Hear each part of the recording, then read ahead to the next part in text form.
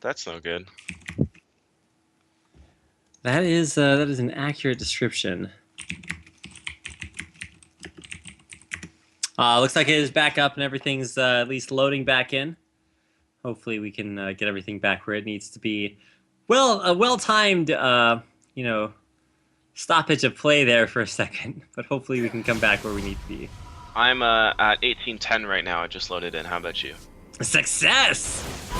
Perfecto. Both in exactly the same spot, metaphorically speaking, because we aren't actually in the same spot. If we were, we might be fighting right now, because, like we said, I'm actually from Texas, where Texas A&M is from, like you may be able to tell from their name, and Muskie Bat's from Canada, where UBC hails from, so a little bit of a rivalry, caster rivalry, team rivalry. It's all going on tonight here at NLCS, so I'm pretty excited for this, and what I'm excited about is to see how things like continue to scale up, because we had Texas A&M with a very aggressive, kill-oriented first 15 minutes of the game, but now things are actually starting to even right back up, and while we didn't get to catch all of the action, you can see a big discrepancy down in that bottom lane. Not necessarily in the 80 carries even, or in the 80 carries, but in the supports, like we have 0-1-6, not a great score necessarily, but it's against the 0-4. Forgive me, I'm stuck. He's kind of stuck there on his brand at 0-4, but I think we're also kind of stuck here in the spectator client. Still looking for a way to continue showing you guys the game. If you do take a look at the gold difference, actually, it's not too bad. Spread around the line. It's only a 3k gold difference. Most of that actually being in the top lane and in the jungle for Texas A&M. So there's still a potential for a pretty big swing here. We've seen Remy do a lot of really great bubbles in the bottom lane, and you don't need items for that. So again, we've got a little bit of a spectator issue. I'm loading back in, however, so. I too am loading back in, so at least for the meantime. All right, I'm back in. I'm at 1849, 40, or 50, whatever. I'm kind of done right now. I'm like, yeah, me too. I'm sitting back in my chair. I'm getting a little bit done with you, Rito. Hey, man. Oh, I thought you were mispronouncing my name instead of Riots. Like, all right, man. Just tell me how you really feel. Jeez, man. Whoa, man. Please relax. Well, we are back in the game for now, so enjoy it while you can get it. Because, I guess, you never know how much something really means until it's not there anymore. Or more colloquially, you never know what you got until it's gone. But, once again, the skill shot's not Forgive Me I Suck strong point this game. But we'll be able to get that ward down, though. He did get it down, finally. He cleared out that bush and cleared out the Wraith bush as well. So good for him. He's definitely moving on up in the world. Moving on up to, I guess that is technically the, no, that's the west side, not the east side. But he is on up top. If we want to look at where the action's probably going to be, that bottom half of the map has seen almost 100% of it, with the exception of that early gank top. But speaking of the top lane, we finally have the Rod of Ages completed. It was a little bit late, completed around the 17-minute mark, so behind schedule. And this is where Maokai decides which way he wants to itemize up. He can either stack up some magic resistance and do well against Lulu, but something tells me he might need some physical damage resistance, otherwise known as armor, against the Jace and Tristana, both of whom are doing pretty well. Yeah, and if you do take a look actually at G-Man Lynx's build, you were right, he did go for the Morellos and the Athene's Unholy Grail, capping him at that 40% CDR. So he's going to be more of a utility bot this game, it seems like, while he face checks the jungle. I guess that's utility too. I mean, wait, why is that sweeper? Okay, yeah, oh, sorry, I didn't see the word that just came out. Yeah, so sweeper sweeping, and now G-Man Lynx Lynxing. He is unfortunately in a horrible position. Hits the Tremendo, that giant growth getting in there on him. But this actually is going very bad for Texas A&M. Chuck Enormous is going to be able to turn that right back around with one kill. But look at the bubble, it's locking down. Picarinus now leap right back out. There's the flash, but it's not enough to get Chuck Enormous on out of there. The B Choi comes back in, but Epic Shots comes right back in to turn it right back around. Gets caught up there by the bubble, and Remy will pick up his first kill of the game. It's a 4 for 2 overall. Yeah, I need a time check, dude. I'm at 21:40 now. I'm definitely ahead of you. Ah, you're like 10 seconds ahead of me. Maybe I am actually the one that's behind. That'd be highly unfortunate. Oh man, so I was just like commentating. I actually hit spectator data unavailable right now. So. Oh man. Okay, so I'll take over for a little bit. We did see that fight go honestly pretty even, considering no big. And then I get spectator data unavailable. Aha! See, I am not the only one. Oh goodness, goodness.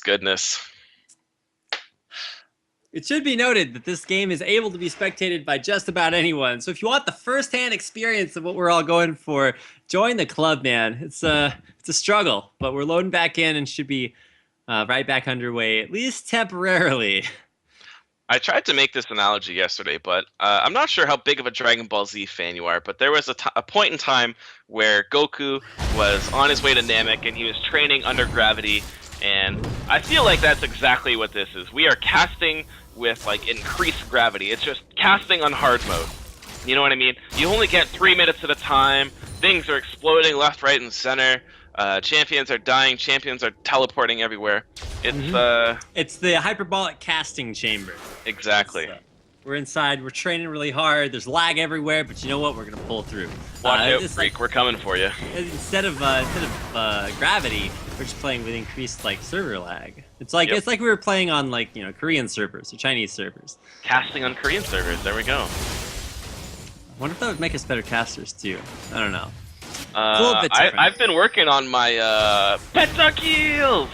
All right. Well, if we see any pentakills, hopefully we get to actually be in the game when they happen. Yeah, that's all me. As soon as that happens, I'm taking over. All right, man. I'm down. Gotta put practice to use here. So. Yeah, I'm at 23, 06, 07, 08, 09, 2310. Certainly. Yeah, we're all back at the same place, all synced up and ready to experience the highest level of collegiate League of Legends action.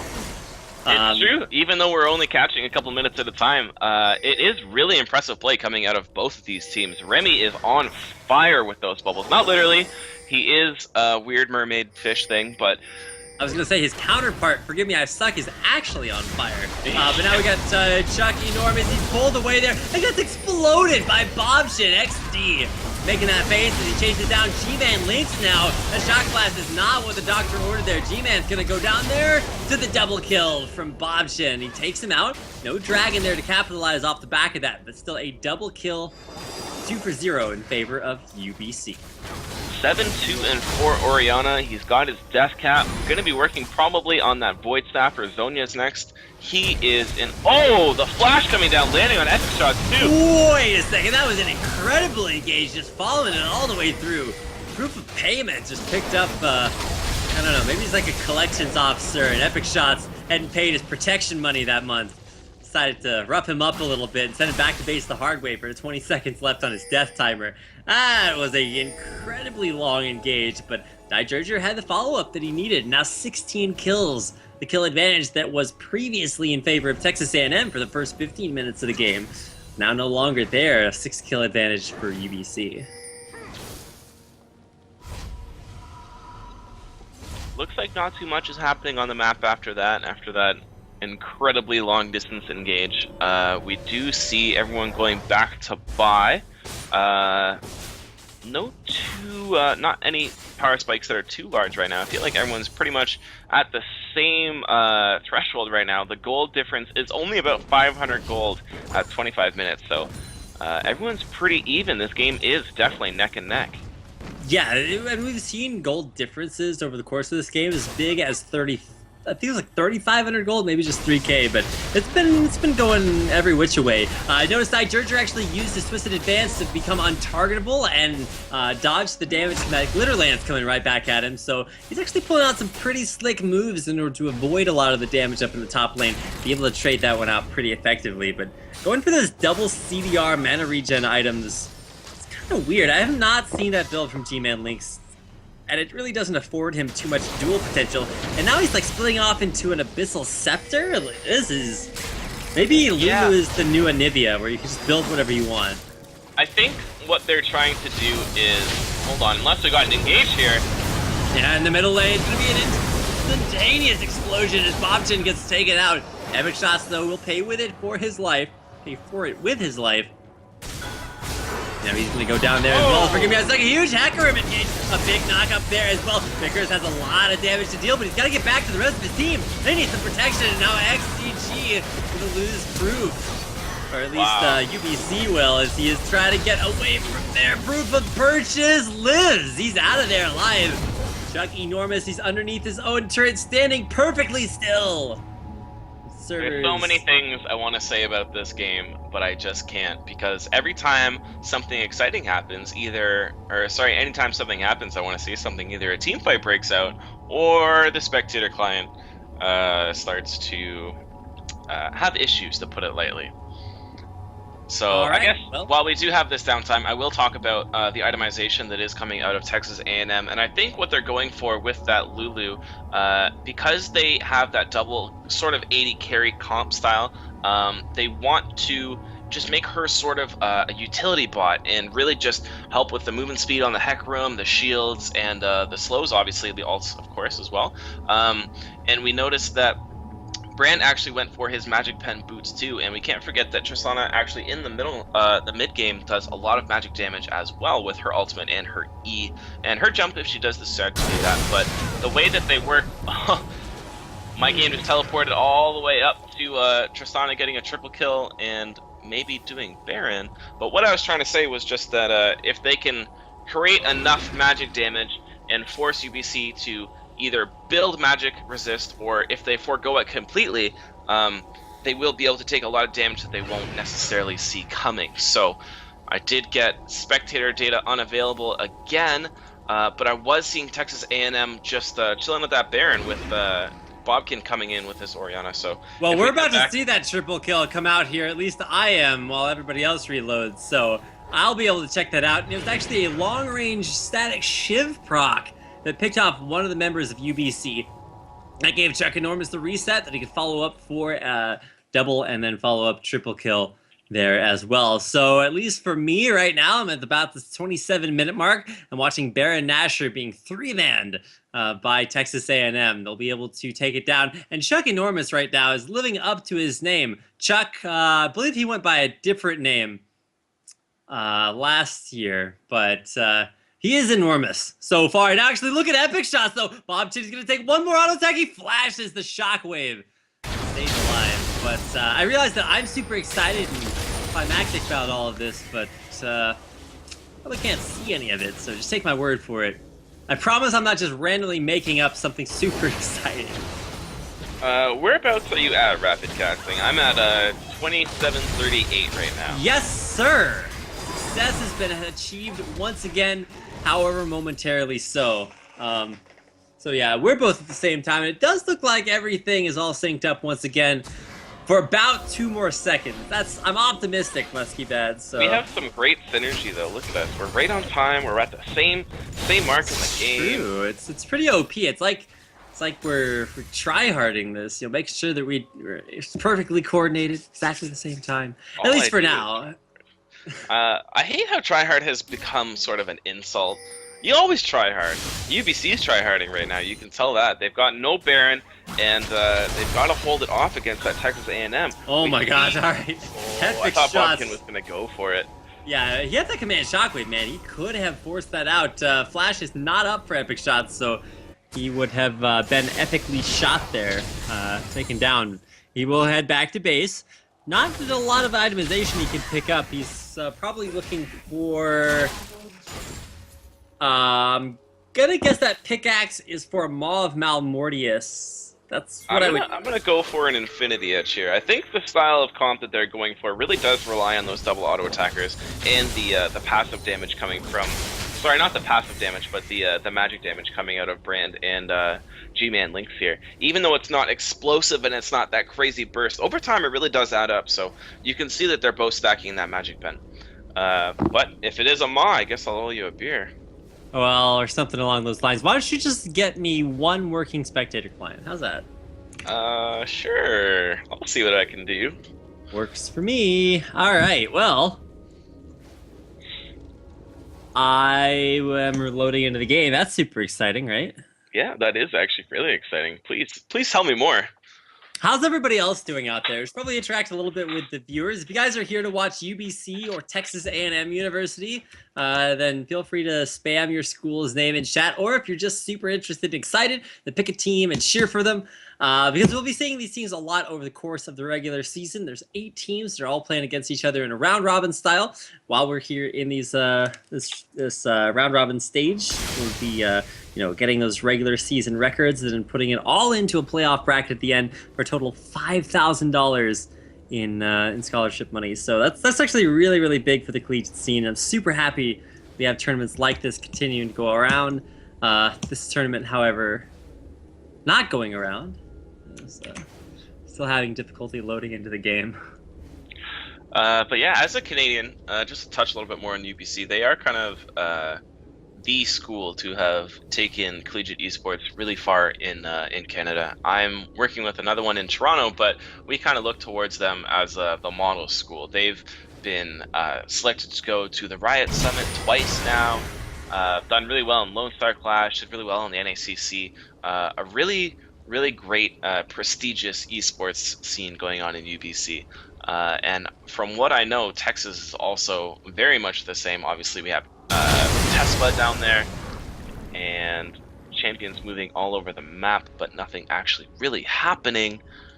So is Texas A&M, are they affiliated with Tesla and everything like that? Like, is that sort of...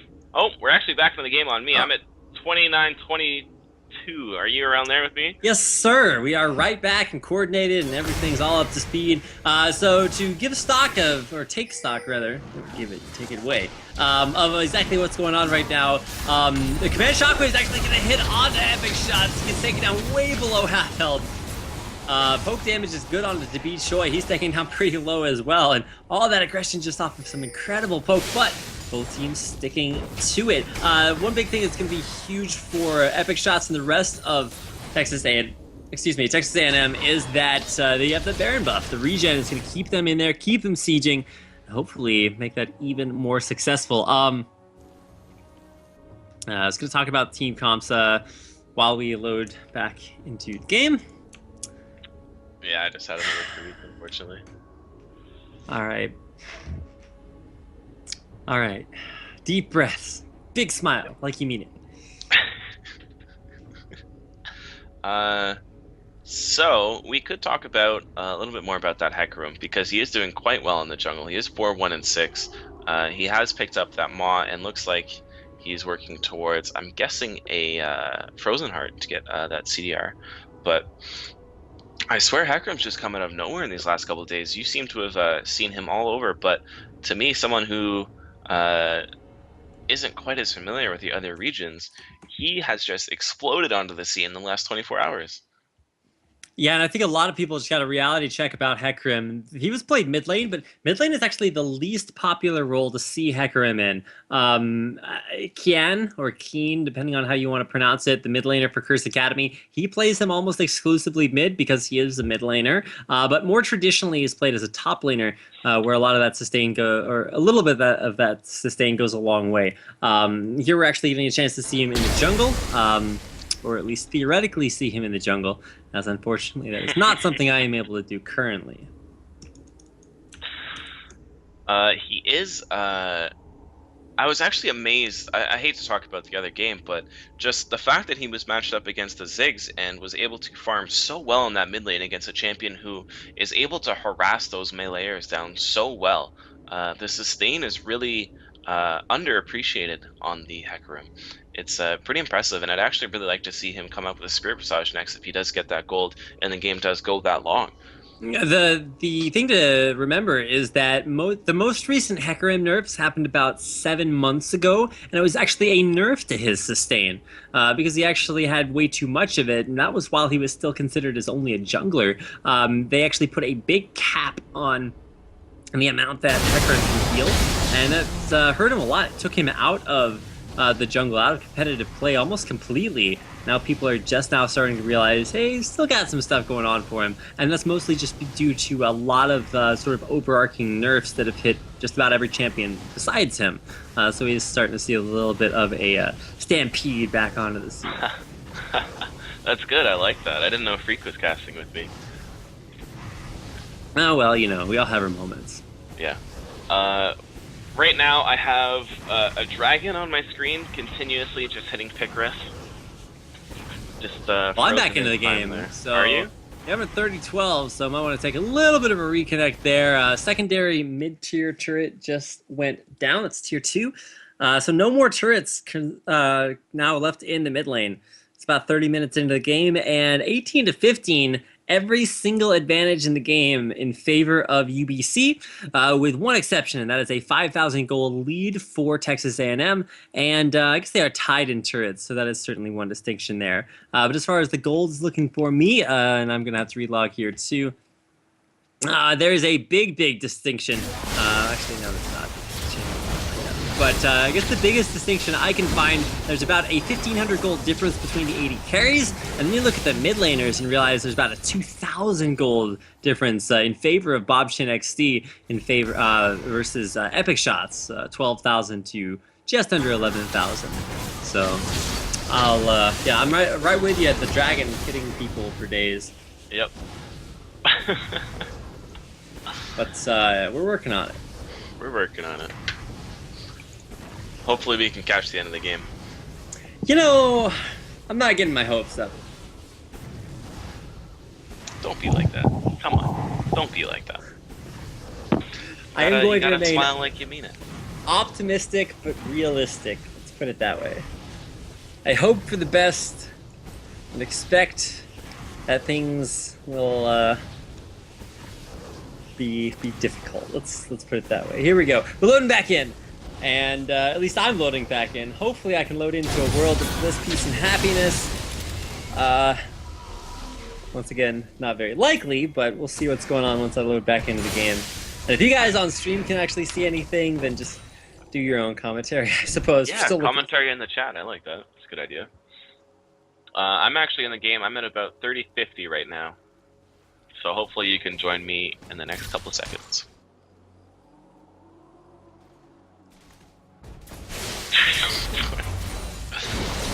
Alright, well, we appear to have some, Alright, I'm at 31-35 right now.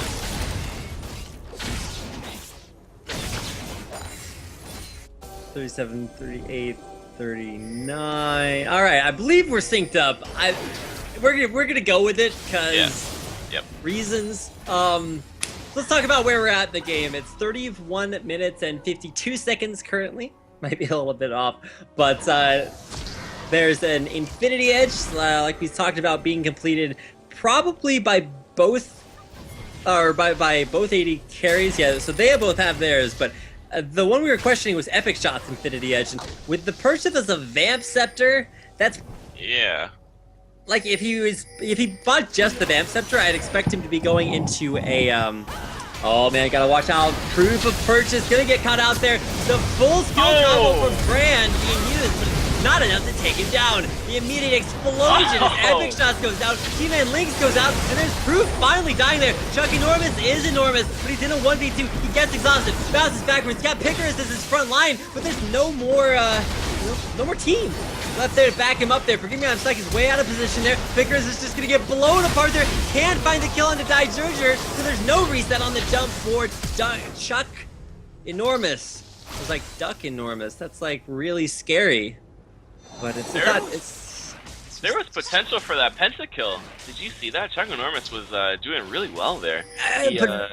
I think it was Picaris that almost got the kill and then set off that chain of resets we were talking about, but couldn't quite make it happen on a Diverger. It's pretty hilarious because we see Bombkin land that massive shockwave, getting that double shockwave, and really setting the tone for the team fight. But then Picaris coming in with his crazy speed and doing so much damage. It's such a shock to see him do that much damage. That's not what I think of when I think of a Hecarim. It's pretty crazy. And we do notice that actually Epic Shots did sell that pickaxe, and he is going for that Bloodthirster. Maybe he got a little bit confused, thought this was ARAM where he plays Jace most of the time, but that's more what we're used to seeing. I think that makes a little bit more sense. And what's also kind of interesting is that he could go for an Essence Reaver here too. Those are the Essence Reaver items. And what makes me think that he might be going Essence Reaver is because he had a pickaxe in there earlier, and pickaxe into Vamp Scepter was actually the previous recipe for a an Essence Reaver, but they changed it to a BF Sword. So we'll see. Maybe when we load back in to the game, Guess what? The game's over. Yeah. Yeah. Well, to answer all of our questions, Epic Shots actually did wind up buying a Bloodthirster with that, not the Essence Reaver. So all of my theory crafting is out the window. I do like that though. I actually honestly forgot entirely for a minute there that Essence Reaver was in the game. There's probably a pretty good reason for that, which is also the reason Epic Shots probably didn't buy one. But unfortunately, the game has ended, and it has ended with a blue team victory that will give UBC, University of British Columbia, the 37-22 victory over Texas A&M. The ending scores for the game, just to let you guys know a little bit of the stats, were a 15-4 score for Bobchen XD, 3-4 for Dai Jurjur to beat Choi, clocked in at a Lucian score of 13, 4, and 14. Big numbers posted up there on the board. I believe that is a double-double, not quite the triple-double, which is actually ironically better because your death column is negative. But anyway, the application of sports stats to League of Legends is only somewhat accurate. And then to follow up the scores for Texas A&M, Epic Shots Jace went 6-12. There's a 6-6 score for Picarus's Hecarim. G-Man Lynx's Lulu went 2-6. Chuck Enormous's Tristana went 7-7. And Forgive Me, I Sucks Brand, somewhat appropriately enough, went 1-6. But turns them heads. So that's sometimes the most worthwhile thing to do, kind of like Kian did with his mid lane Hecarim today. So the Hecarim stats actually worked out pretty well in that game. He was talking about the gold count. He actually had the second most gold on his entire team in the jungle, and so that's pretty impressive in my book. Yeah, I really do need to give a shout out to the bottom lane of UBC. They really handled that explosive bot lane, we'll call it, the Tristana and Brand. They really handled it very well, exceptionally actually, and I think that is really what set the tone, along with their mid lane, obviously Bobkin. They really just were able to control the game, control the team fights, and give Forgive Me I Suck a hard time to drop any wards. So really, really good play by them, and I'm pleasantly surprised with the way that Canada took that game. Well, that is going to be, I guess, the end of today's broadcast. It's NLCS Week 1, Day number 2, and it will conclude with a 1-0 victory in favor of University of British Columbia over Texas A&M University. So if you guys are from UBC and want to congratulate your team, make sure to head over to Twitter and tweet at UBC Esports and let them know how excited you are that your school picked up another win. You can also head over to Twitter and tweet at Texas A&M University by, I believe the tag is I had it here a second. It was at TAMU League or at Texas A&M Esports, both of which represent the Texas A&M esports community. So consolidate? No, that's not the word I'm looking for. Congratulate both of these teams on a game well played. And that is going to do it for NLCS tonight.